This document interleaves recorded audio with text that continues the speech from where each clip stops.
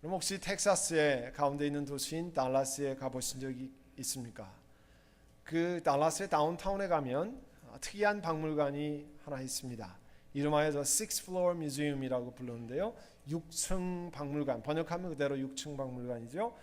1963년 11월 가을에 케네디 대통령을 암살했던 그 암살범이 그 건물의 6층에서 대통령을 향해서 저격했던 그 빌딩입니다. 그래서 그 건물의 6층을 미국인들이 사랑했던 케네디 대통령, 지금도 사랑하는 그 케네디 대통령의 역사적인 저격 현장을 재구성하는 그런 박물관으로 만들었습니다.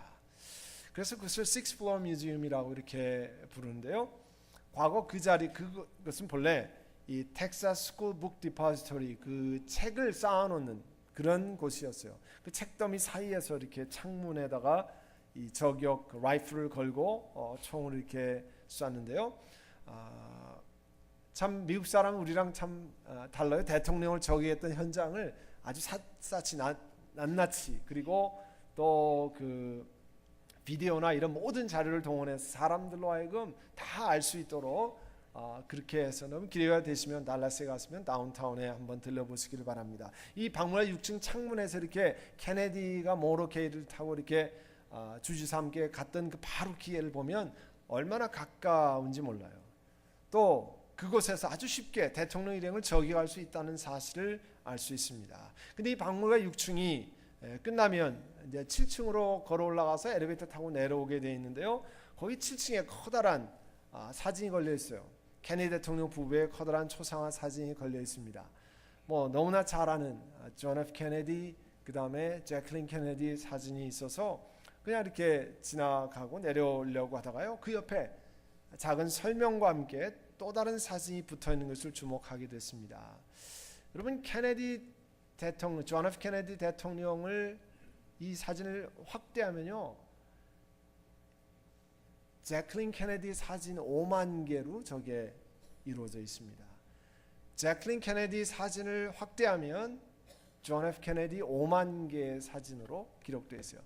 여러분, 여러분 스마트폰에 픽셀 얘기를 하잖아요. 픽셀은 그 사진의 가장 작은 점을 픽셀이라고 그래요. 그래서 한국말로 화소라고 그러잖아요. 요즘 그 스마트폰이 뭐 800만 화소다, 1200만 화소다 하는 건요, 그 한 장의 점이 800만 개 혹은 뭐 1200만 개 이렇게 있다는 건데요. 이거는 5만 개의 자기 배우자의 사진을 가지고 그 사람의 얼굴을 그렸습니다. 특이한 사진이었어요. 이 사진을 만든 작가는 알렉스 구어퐁까오라고 하는 뉴욕에서 활약하는 중국 화가였습니다.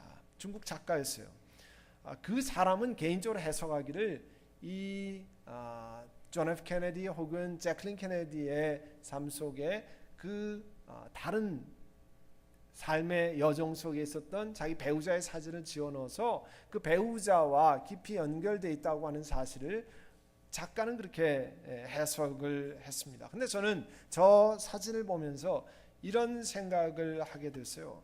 케네디 대통령이라고 하는 미국인이 너무나 좋아하는 대통령, 지금도 그리워하는 그 대통령의 사진을 가까이 보면 수많은 그 사건들 속의 인물로 기록된 것처럼 하나님이 그 삶을 자세히 보시면 그 케네디 대통령이 살았던 짧은 생애지만 수많은 사건들을 하나님이 자세히 다 살펴보시는 것을 생각해 보았습니다.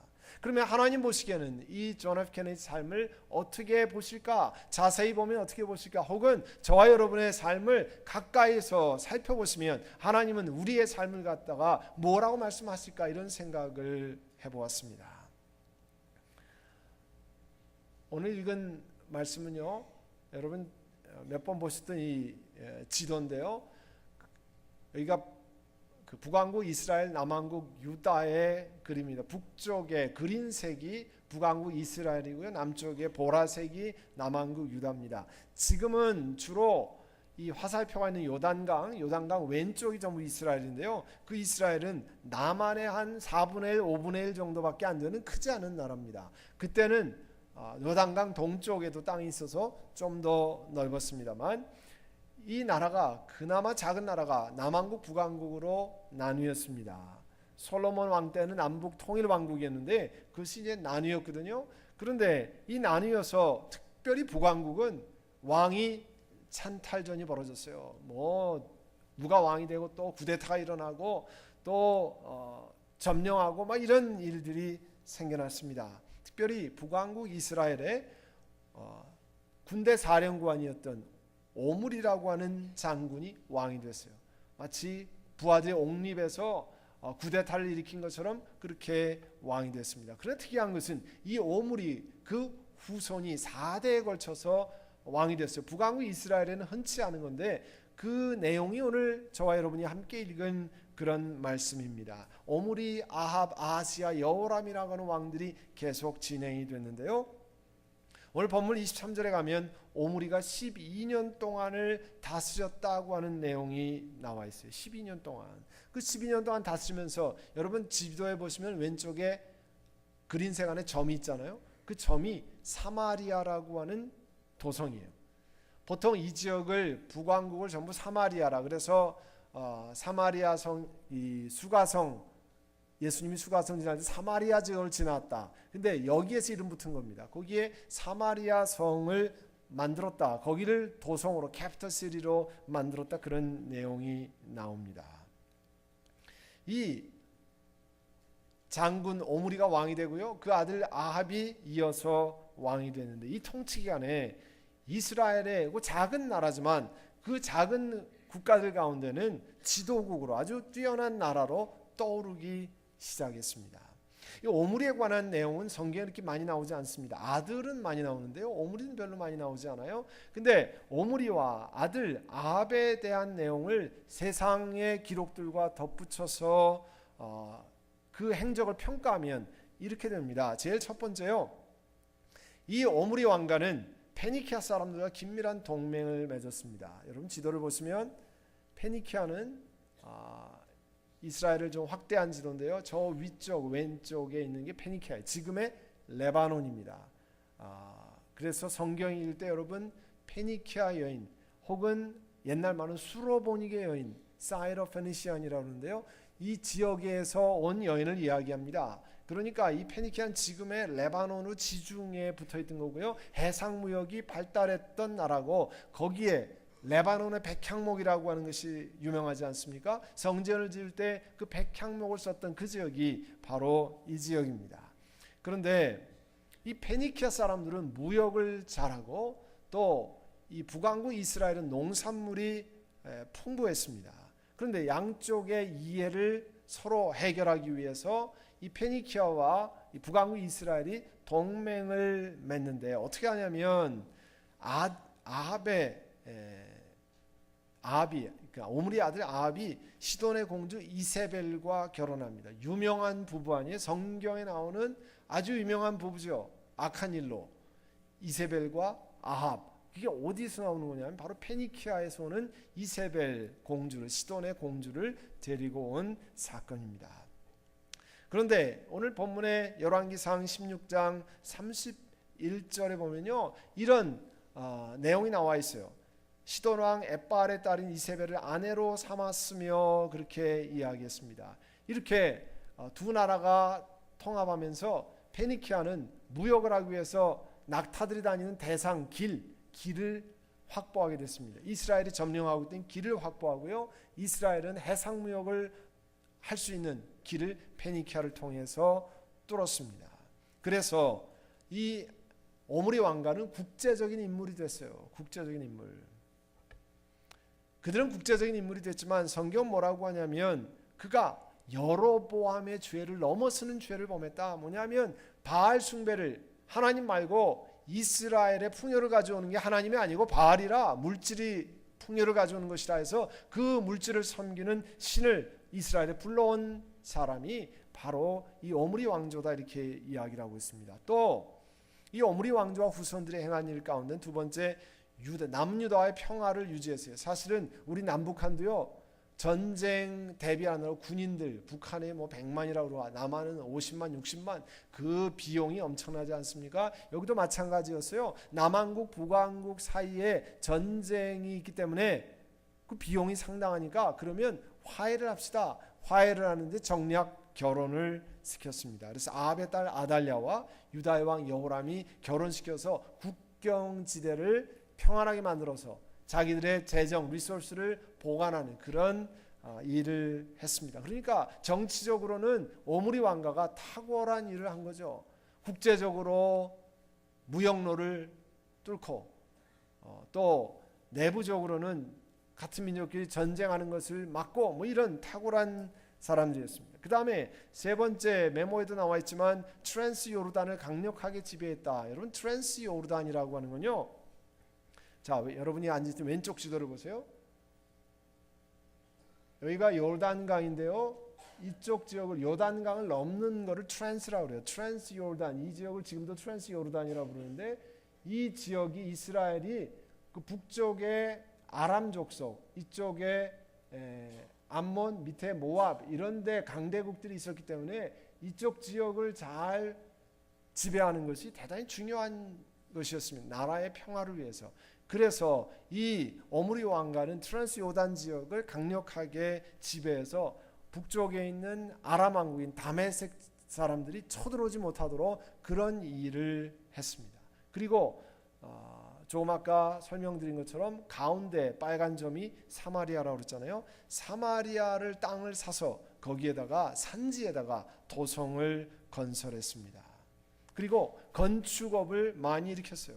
오므리와 아합이 이스라엘 곳곳에 건축업을 일으켰는데 지금도 이스라엘에 가면 그 흔적을 발굴한 현장들이 있습니다. 요새를 개축하고 왕궁을 행정 중심지로 만들고 또 공공 건물과 개인 건물을 장식했습니다. 그 다음에 전쟁에 대비해서 전쟁하는 게 중요한 것 가운데 하나가 물을 확보하는 건데 옛날에는요. 우리 캘리포니아도 지금 물을 확보하는 게 중요하지만 옛날에 성을 딱 봉쇄하면 물을 해결할 방법이 없는데 이 오므리 왕가 때 성 안에다 깊이 땅 속을 파고 물을 수로로 끌어들여서 거기에서 성 바깥으로 나가지 않고도 물을 해결할 수 있는 그런 기술을 전파했는데 그 유적이 아직도 남아 있습니다.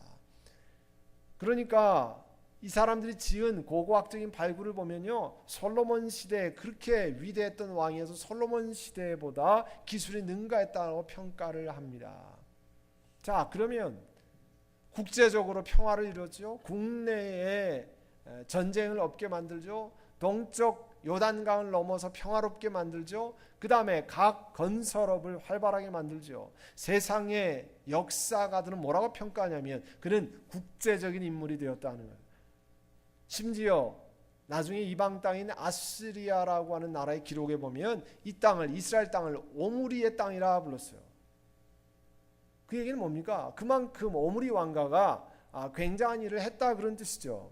그러니까 이스라엘의 물질적인 번영을 가져왔습니다. 군사적으로 힘 있는 나라를 만들었습니다. 국제적으로 위상을 높이는 나라를 만들었어요. 그러면 세상의 왕을 평가하는 역사가들은 위대한 왕이었다, 위대한 왕가였다 이렇게 평가합니다. 그런데 성경에는 오늘 이 사람들을 다르게 평가하고 있습니다. 여러분 25절 보세요. 열왕기상 16장 25절. 오므리를 하나님이 어떻게 평가하시냐면 오므리가 누구 보시기에 악한 일을 했어요? 주님께서 하나님 보시기에 악한 일을 했다. 그 악한 정도가 그 이전에 있던 왕들보다 더 심했다. 하나님은요 한마디로 뭐라고 말씀했냐면 주님께서 보시기에 하나님께서 보시기에 악한 일을 했다 했어요. 그가 26절에 여로보암이 걸은 모든 길을 그대로 따랐다. 여로보암이 걸은 길은 뭐 우상 숭배하는 거예요. 하나님 말고 다른 걸 열심히 섬기게 만드는 겁니다. 오늘날로 말하면 자기 직책, 건강 혹은 물질, 뭐 명예, 지식 혹은 자녀 하나님보다 더 위에 있는 것들을 하게 했다는 거예요. 그래서 자기들만 죄 짓게 하는 것이 아니라 사람들에게도 죄를 짓게 만들고 그래서 하나님의 진노를 불러왔다는 거예요. 여러분 우상 숭배가 세상에서는 죄가 아닙니다. 전혀 범법자가 아닙니다. 그죠? 여러분 무슨 뭐 우상 숭배하러 점치러 간다고 세상에 비즈니스에 속하는 거예요. 범법자가 아닙니다. 그런데 하나님은 뭐라고 하냐면 그거를 하나님 앞에 중대한 죄를 지었다 이렇게 이야기합니다. 세상이 보기에는 오히려 편리하게 만들었습니다. 사람들을 번영하게 만들었습니다. 그러나 하나님께서 보시기에는 악한 일을 만들었다 오므리를 이야기하고 있어요. 그러면 그 아들 아합은 뭐라고 얘기하느냐? 30절 가보세요. 오므리 아들 아합은 그 이전에 있던 왕들보다 더 심하게, 여기도 똑같이 주님께서 보시기에 악한 일을 했다는 거예요. 주님께서 보시기에. 사람이 보기에는 오케이 괜찮은데 주님께서 보시기에 악한 일을 했다 이렇게 말씀하는 거예요. 우리는 사람의 평가를 더 신뢰합니다. 그런데 예수 믿는 하나님의 사람들은 하나님의 평가가 무언지에 관해 늘 관심을 가져야 합니다. 근데 오늘 함께 읽은 성경 본문은요, 이러한 유명한 왕들이 전혀 아니죠. 또 평범한 사람들을 살았던 삶을 살았던 사람들입니다. 그러나 이 왕들이 하나님 보시기에 악했다고 하는 평가를 받았던 것과는 전혀 달리 다른 평가를 받은 두 여인을 소개하고 있습니다. 여러분, 이집트의 국무총리가 되었던 요셉 덕분으로 야곱의 아들들이 전부 이집트에 내려가서 살게 됐습니다. 근데 그 수가 점점 불어났어요. 그리고 요셉을 알던 왕이 죽었습니다. 그리고 그 자손들을 점점 경계하게 됐어요. 왜냐하면 자꾸 수가 늘어나거든요. 그래서 이스라엘 사람들을 강제 노역에 동원했습니다. 특별히 그 비돔과 람셋이라고 하는 커다란 곡식 창고를 짓는데 우리로 말하면 커다란 토목공사예요. 그 토목공사의 일꾼으로 전부 누구를 동원했냐면 이 이스라엘 사람들을 동원해서 강제 노동을 동원해서 아주 혹독하게 노동을 시켰습니다. 그런데도 하나님 축복하셔서 이스라엘 사람들이 계속해서 번성했다고 그랬어요. 드디어 이집트 왕이 잔인한 명령을 내렸습니다. 이집트 여인들이 아기를 낳는 것을 도와주는 산파를 불렀어요. 산파를 불렀는데 그 이름을 시뽀아라고 하는 여자 두 산파를 불러가지고 히브리 여인이 아이 낳는 것을 도와줄 때 잘 살펴서 남자아이를 낳으면 죽이고 여자아이를 낳으면 살리라 이야기했습니다. 그런데 1장 17절에 이 산파들은 하나님을 두려워하였으므로 이집트 왕이 명령한 대로 하지 않고 남자아이들을 살려주었습니다. 여러분, 목숨을 거는 일이었어요. 히브리 산파들은요, 이집트 바로 왕에 비하면 정말 아무것도 아닌 사람들이었습니다. 당시 왕의 명령이라고는 절대적인 법이었어요. 왕이 한마디 하면 그게 법이 아니었습니까? 그런 절대적인 법 앞에 법을 저촉되는 일을 저지른 사람들입니다. 왕이 하는 말을 듣지 않았습니다. 그들은 목숨이 왔다 갔다 하는 사람들이었어요. 그렇지만 그들은 생애의 창조주 되시는 하나님의 말씀을 더 두려워했습니다. 하나님이 사람을 만드시고 남자 여자를 다 귀히 여기신 것을 기억하고 그들을 하나님 만드신 사람을 귀히 여겨서 바로의 왕의 명령을 들을 수 없었어요.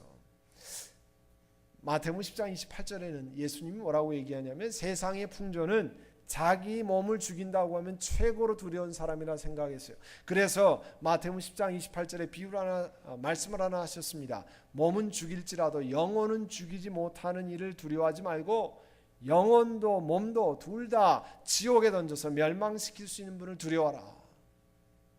사람은 최고로 악하게 하는 게 몸을 죽이는 일이에요. 그렇지만 하나님은 몸과 영혼을 다 지옥에 던질 수 있는 그런 분을 정말 두려워하라 이렇게 말씀했습니다. 이집트 왕이요 소식을 들었습니다. 남자아이들이 계속 살아남아 있다는 얘기를 듣고 산파들을 불렀어요. 아니 어찌해서 남자아이들을 살려두었느냐 문책했습니다. 이제 죽음 앞에 섰습니다. 그렇지만 히브리 여인들은 뭐라고 얘기했냐면 히브리 여인들이 이 산파들이 히브리 여인들은 이집트 여인들과 다릅니다. 우리가 가기 전에 다 아이를 잘 낳아서 어떻게 할 수 없습니다. 목숨이 왔다 갔다 하는 현장에서 그는 하나님을 더 두려워하고 바로 왕보다 높으시는 하나님을 경외하는 결정을 내리고 목숨을 내어놓고 이야기했습니다. 그때 21절 본문에 보시면 하나님은 산파들이 누구를 두려워하는 것을 보셨다고요? 하나님을 두려워하는 것을 보셨다는 거예요. 절대 권력 앞에 섰지만 그러나 하나님을 두려워하는 것을 보시고 그의 집안을 번성케 만들었다 하는 겁니다. 여러분, 오늘도 마찬가지입니다. 세상을 창조하신 하나님을 두려워하고 그 말씀을 순종하는 하나님의 사람들을 하나님이 축복하십니다. 아멘. 하나님이 기억하십니다. 얼마 전에 플로리다의 연방법원, 지방법원에서 판결이 하나 나왔어요. 무슨 일이 있었냐면 플로리다의 이 팬핸들이라고 하는 지역에 지난 1월 달에 있었던 일 때문에 고등학교, 공립고등학교 교장 선생님하고 또 그 체육 주임이 법원에 고발이 됐습니다. 그 사건인데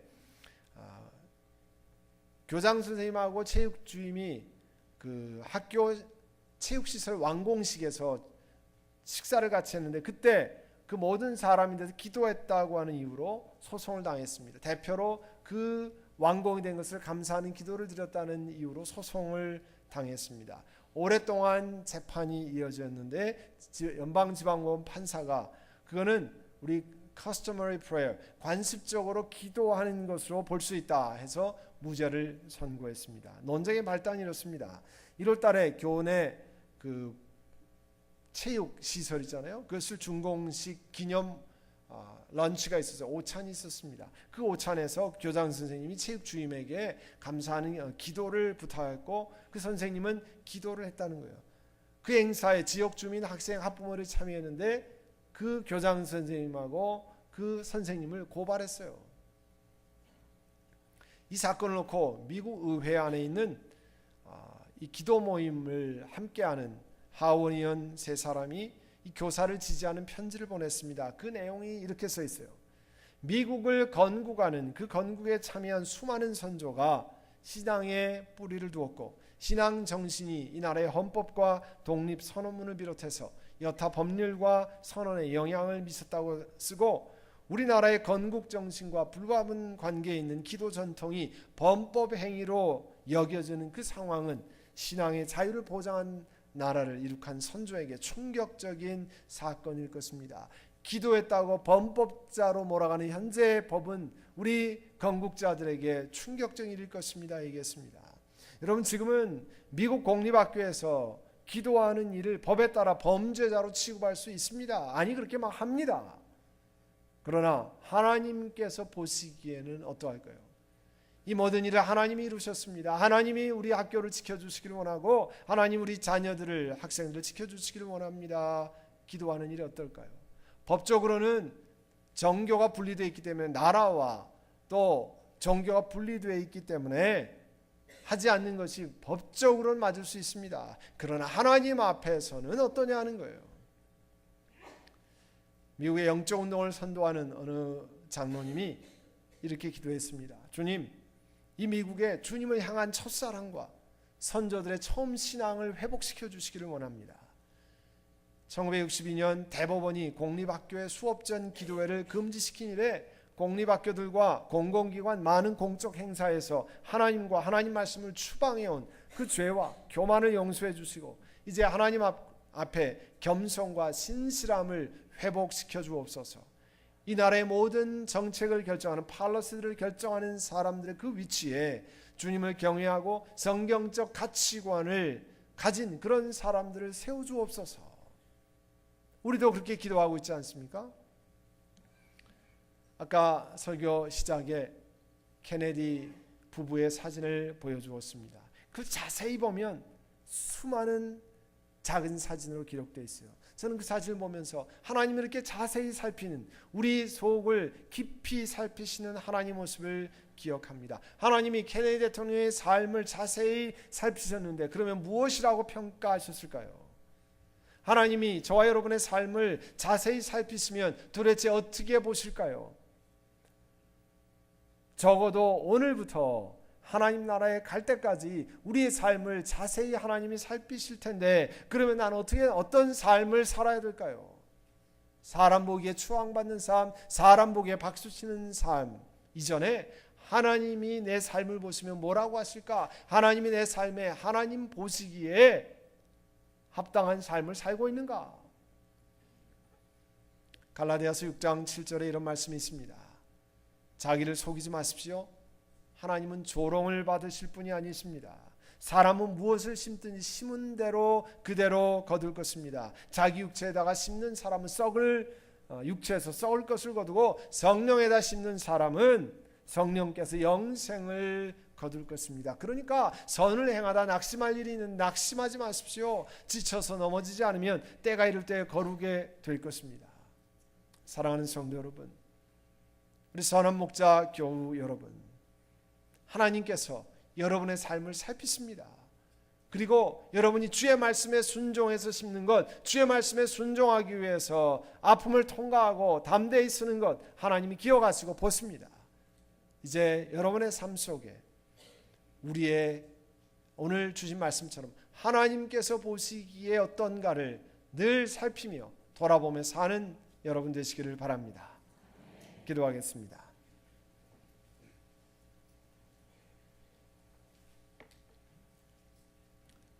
사랑하는 주님, 은혜를 감사합니다.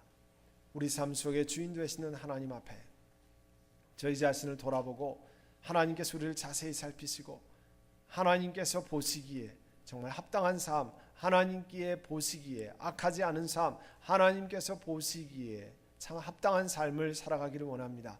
그럴 믿음의 용기를 주시고 성령님 도와주셔서 그런 삶을 행할 수 있도록 은혜로 채워 주시옵소서. 오늘 참여한 한 분 한 분 그 삶 속에 우리 성령님 함께 임재하셔서 하나님 보시기에 바른 삶으로 나아가게 하옵소서. 예수님의 이름으로 기도하옵나이다. 아멘.